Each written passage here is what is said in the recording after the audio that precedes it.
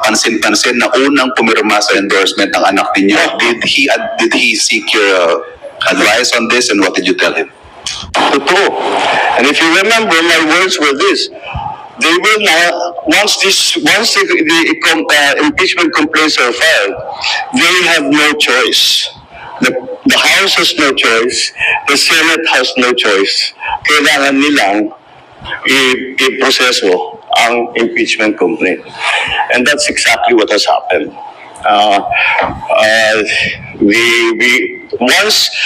Once the impeachment complaints were filed, the House and the Senate, they have no choice. Nakatali na kamay nila. They have to do this. And they have to do it in recognition of the complaints that have been filed. So, yun ang nangyari ngayon. And that's why we have come to this point where the House has transmitted already the impeachment complaint to the Senate. We have heard some of the statements made by the Senate President as to how he is planning to handle it. So we will have to see because it is many, as you've heard before, that we heard many times during the Corona trial, these impeachment trials are sui generis.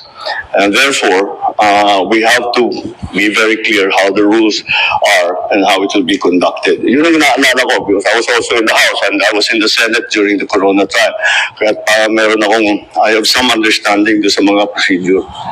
But anyway, that's the way I see it. That's the way that happened. And now I'll open the floor to any questions of yours.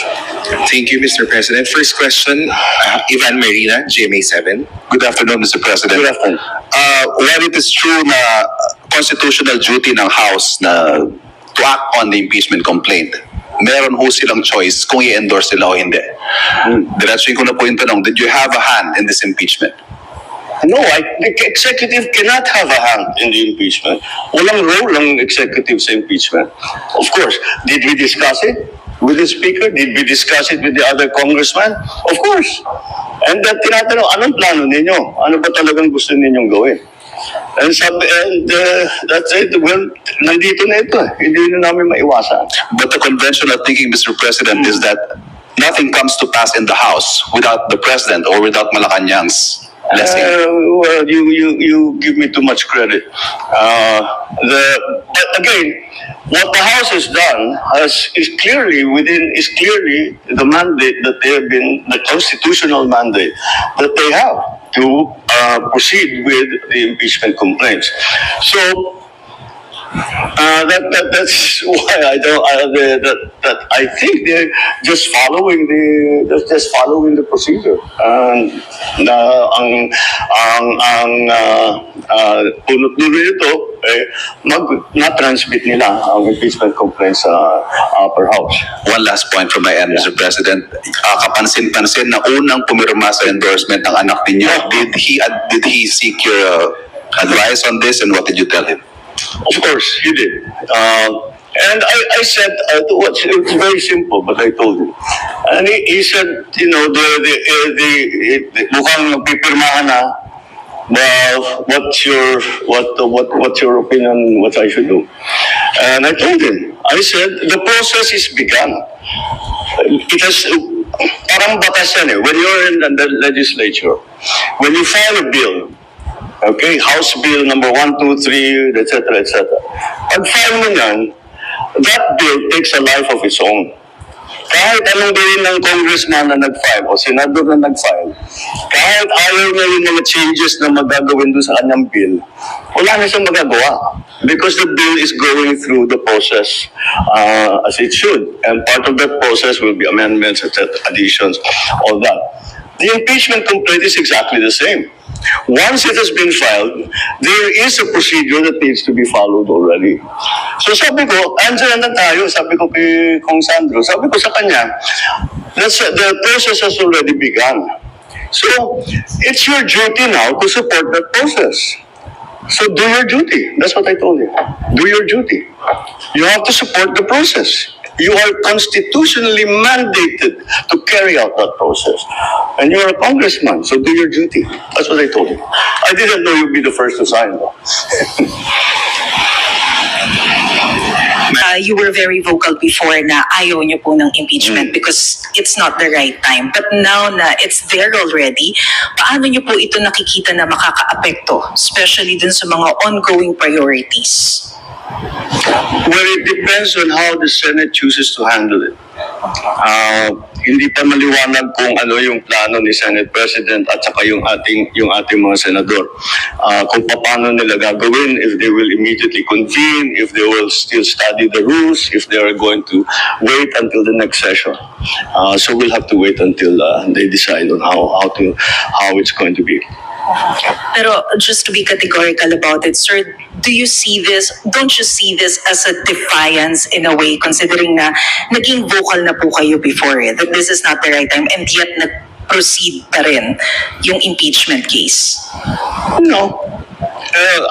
I'm sure that the parties that filed the impeachment cases felt strongly about it, and despite my importunings and expressing my opinion that we really would rather not have the impeachment, they continue to do that. So it's not defiance. May ganyan ang kanilang paniniwala. Sa kanilang paniniwala, kailangan gawin ito.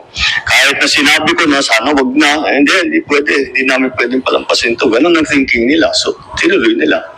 And I don't view that as a defiance. I view that as they're expressing what they feel to be right. Thank you, sir. Thank you. Janelle Maribohok, UNTV. Sir, other issue. Sir, ano po yung nasa likod ng bigla ang pagpapalit ng liderato po ng PhilHealth at ano po ang inyong direktiba sa bagong PhilHealth President, sir? Actually, kung titignan ninyo ang qualifications ni Dr. Mercado, he is very, very well versed in both hospital administration, insurance, and his whole life has been devoted to healthcare. And so, it was after nung nag-oath taking kami, matagal kami nag-usap. Sabi ko, baliktad, hindi ko na siya ina-advise, he's the expert.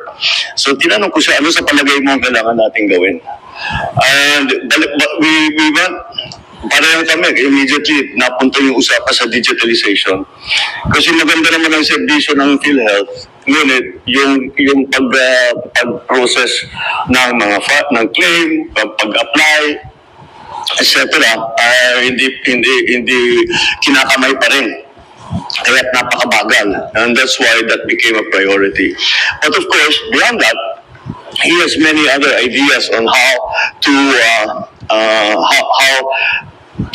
make the services of PhilHealth more inclusive, expanded, and again, to give better coverage for different conditions for those who have those who will avail of the PhilHealth services and of their financial support.